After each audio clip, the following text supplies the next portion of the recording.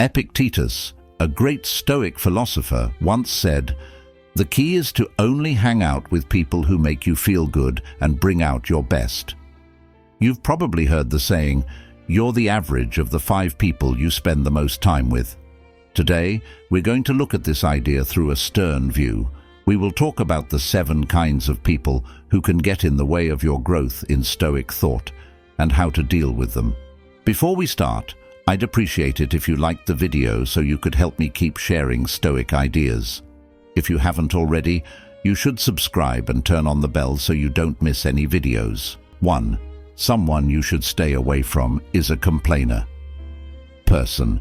Number 1. The one who always has something bad to say. Everyone has a friend, family member, or co-worker who always seems to find something wrong with everything. They never miss a chance to complain about something, whether it's the weather, their job, or the food at a popular place.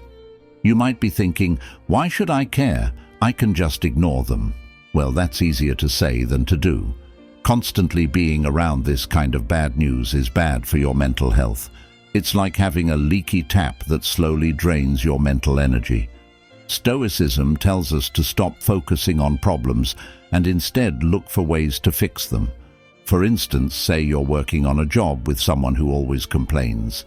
Every meeting ends up being a tiring round of complaints, with no good ideas being shared. What is it? The team's morale goes down, you get distracted from finding real answers, and you're likely to become less interested in the job, and maybe even in life in general. So how does being calm help us deal with someone who always complains? There are different things you can do. First, try to spend as little time as possible with this person. If you can't do that, maybe because they're a family member or co-worker, you can try to mentally separate yourself from them while they talk. Think of their complaints as a storm that is loud and disturbing, but only lasts for a short time and can't move the rock. That is your inner peace. Your third choice is to steer the talk toward solutions or to change the topic to something more helpful. Marcus Aurelius said, "You have power over your mind, not outside events. Realize this, and you will find strength." This timeless piece of Stoic advice tells us to take care of our mental peace and not let the negativity of chronic complainers take us off the Stoic road of courage and virtue. Number 2. People to stay away from if you don't want trouble. The second type of person is one who is drawn to trouble. Imagine that your life is a ship traveling through calm seas and you are the captain. But then you run into the drama generator, a whirlwind that pulls people into trouble. This person seems to always be in the middle of a crisis, disagreement, or controversy, and like a tornado, they can pull you into their swirl of chaos. At first, you might be drawn to the drama magnet's energy and mistake it for joy or passion. But you'll soon learn that being in their area of influence is like steering a ship through a storm, hard work and dangerous. Dealing with drama makers is hard because their problems can sometimes feel like yours. Their confusion is contagious, and you might find yourself in fights that you didn't even start. Let's look at a real-world example. You have a friend who often fights with other people in your group of friends. Today, they don't talk to Sarah, but they will talk to Tom tomorrow. Your friend comes to you for advice, but you see that this keeps happening over and over. Then, because you tried to help, you find yourself in a fight with Sarah or Tom. You could use a method called reflective listening in this case. Instead of telling them what to do or taking a side, repeat what they say. For example, if they say, "I can't believe Sarah said that about me," you could say, "So you feel betrayed by what Sarah said." This lets you offer emotional support without getting caught up in the drama yourself. Another way, which may seem counterintuitive, is to make yourself deliberately unreachable. Stoicism tells us to value our time very much, and sometimes that means we can't help other people with their problems. especially if they keep happening over and over again. Turn off your phone during certain times, set aside time to focus on your work or personal growth, and let people know that they shouldn't bother you during these times. Seneca said that the only way to be happy is to enjoy the moment without worrying about the future. This can be especially helpful when working with people who like to cause trouble. Instead of worrying about what the next problem will be, focus on the present, where you have power. Enjoy your life and don't let someone else's problems get in the way. Make it a point to steer your ship quietly and avoid whirlpools that could get in the way of your journey to personal growth and peace. Number 3. The naysayer is a type of person you should avoid. The third type of person is the one who says no. Imagine you are an artist who is working on a board. Each stroke of the brush gives your picture more color, depth, and life. Here comes the doubter. They walk into your office, take one look at your work, and then start to criticize it right away. Are you sure about that color? It doesn't look real. You know that most artists don't make it, right? Their words start to dull your bright canvas like lines of gray paint. This is not the kind of positive feedback that can be helpful. Instead, it's a constant feeling of worry and bad feelings. For example, let's say you're looking forward to starting a new job. You've done your study, talked to experts, and maybe even taken a few introductory classes. When you tell a naysayer how excited you are about something, they quickly come up with all the reasons why it won't work. The market is too competitive. Do you have the right skills? What if you fail? Soon, their worries start to feel like your own, and the sure vision you had starts to shake. So, what do you do when someone tells you no, especially if it's someone close to you? One unusual but effective way is to ask them for help instead of just telling them about your plans or goals. When you put someone in a role as a consultant, they are less likely to attack your ideas directly and may give you more helpful feedback. A practice called positive confrontation is another way to change the way things are going. Instead of taking on their bad feelings, ask them to come up with answers. If they say, "You'll never be able to switch careers at this point," you can say, "That's an interesting point of view. How do you think someone could change careers successfully then?" This will not only stop them from being negative, but it will also lead to a more positive conversation. Epictetus, a Stoic philosopher, said, "We have 2 ears and 1 mouth so that we can listen twice as much as we speak." Listening doesn't mean taking in everyone's bad vibes. It means figuring out what's important and what's just noise. When people who don't believe in you start to add shades of doubt to your picture, take a step back, listen, think, and keep coloring your life with the colors that speak to you. Don't let anyone turn your colorful creation into a dull gray scenery. 4. The victim is a type of person to avoid. The 4th type of person is the victim. Suppose that life were a game of chess. Each player has the same pieces and the same goal, which is to capture the king of the other player. You make plans, give up some things, and take some risks. The target, on the other hand, puts all of their bad moves on the board, the pieces, or even their opponent.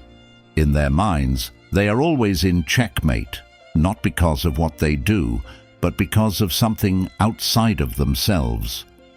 Their story is a never-ending tale of bad luck, with them as the powerless main character. My boss doesn't like me, so I can't move up at work, or I can't get in shape because I have bad genes. It's important to remember that some people do face real problems and trials, but the person we're talking about uses their situation as an excuse forever and won't take responsibility for anything they do or don't do. You might get caught up in their story, maybe as a supporting figure who always has to come to their aid. Let's say you've spent hours listening to a friend say that their ex-partners are to blame for all of their bad relationships. Not only does this waste your time, but it can also make you feel like a victim and lead you to act that way in your own life. So, what should you do when you meet a victim? It might be tempting to try to save them by giving them endless help and mental support, but the Stoics would warn against this. They would tell you to set up a clear limit to protect your mental health. You could use a method called compassionate detachment, in which you are kind, but don't try to save people from problems they need to figure out on their own. Listen to them, but don't try to solve all of their problems for them. Marcus Aurelius once said, "The best revenge is to be different from the person who did the wrong." If you find yourself getting caught up in the victim's story, fight the urge to become a victim yourself. Take charge of your own game board, make your moves, and remember that in the chess game of life, being stuck in checkmate is often a choice, not a fate. Keep your pieces going forward, make sacrifices when it makes sense, and don't play for payback or pity, but to learn and get better. 5. The toxic positivist is a type of person you should avoid. Number 5 on the list of types of people is the poison optimist. This person is known to you. They always seem to be full of sunshine, rainbows, and emojis. They're the ones who tell you to just be happy when you're having a hard time, brushing off your feelings and experiences with a wave of sparkly positivity. Picture your life as a beautiful garden. There are flowers, but there are also weeds and bugs. A poisonous optimist, on the other hand, refuses to pay attention to anything that isn't a rose in bloom. If you have aphids on your leaves, just think about the flowers and don't let bad things into your garden, they would say. Even though it sounds good, their method can make you feel unimportant and out of touch with reality. Imagine that you are going through a hard breakup. You're sad, confused, and trying to get your feelings in order. What does the poisonous positivism say? There are plenty of fish in the sea. Just smile and be happy. This kind of overly positive thinking doesn't take into account how complicated emotions are and how hard life can be. How do you take care of your yard without having toxic positivists crush it with their good vibes only stickers? One way to deal with them is to get them to talk about both light and dark things. If they say, "Look on the bright side, at least you're healthy," you could say, "Yes, I'm thankful for my health, but it's okay for me to be upset about this particular issue. I can feel both at the same time." You can also use what psychologists call emotional granularity, which is the ability to feel and tell the difference between a wide range of good and bad feelings. When a toxically positive person tells you to just be happy, take a moment to recognize and name your complicated feelings. "I'm a little sad today because of X. And that's okay," can be a freeing statement. Seneca, a Stoic philosopher, once said, "True happiness is to understand our duties toward God and man, to enjoy the present without worrying about the future." Notice the balance between knowing duties, which aren't always nice, and enjoying the present. A Stoic attitude isn't just about focusing on the good or the bad. It's about accepting the complexity of life with calmness. So the next time a toxically positive person throws confetti on your carefully kept garden, take a step back. Remember that a garden needs both sun and rain to grow. Accept your full range of emotions and keep caring for your garden with the richness and complexity it deserves. Type of person to stay away from. Number 6. The manipulator. 6th type of person, the trickster. Think of your life as a story for a movie. You are the main character, and you have an idea of how your story should go, including where the twists should happen, who your friends and teachers should be, and how the story should end.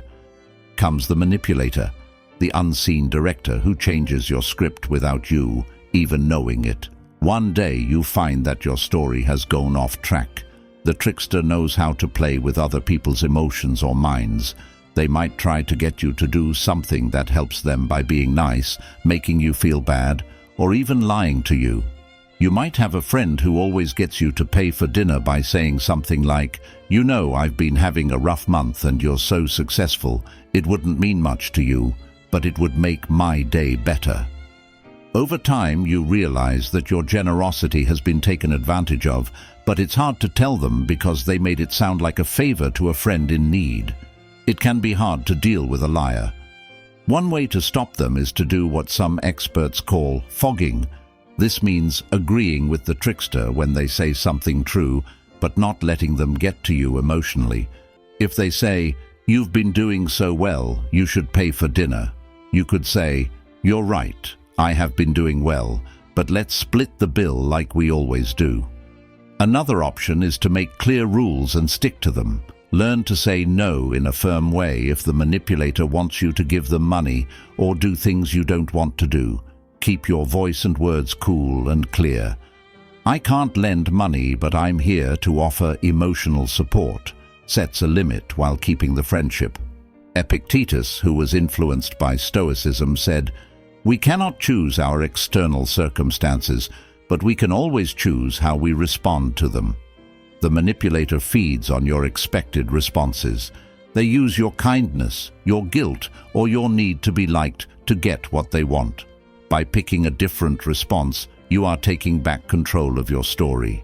So, if you find a trickster in your life, keep in mind that you have the pen.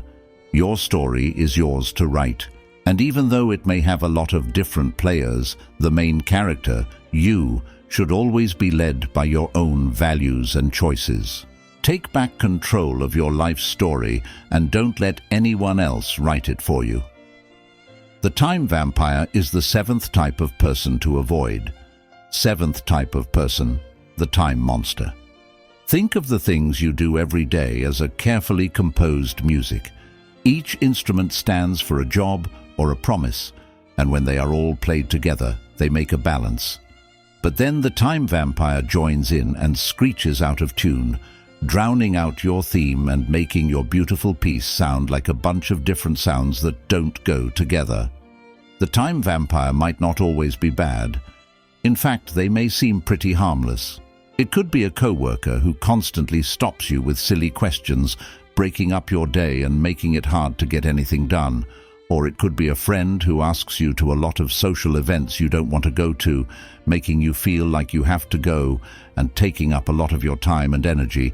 These exchanges might not seem important at the time, but when added up, they can cause a lot of trouble. So, how do you make sure a time vampire doesn't mess up your symphony?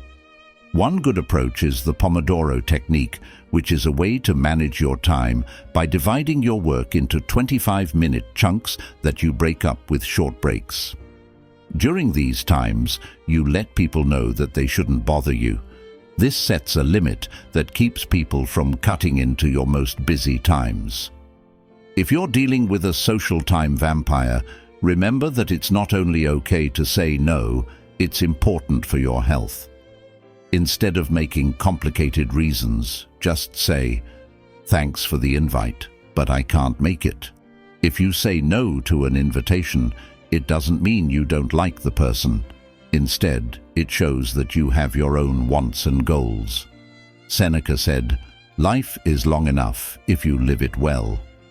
Stoicism teaches us that time is one of our most valuable tools and that we should use it wisely.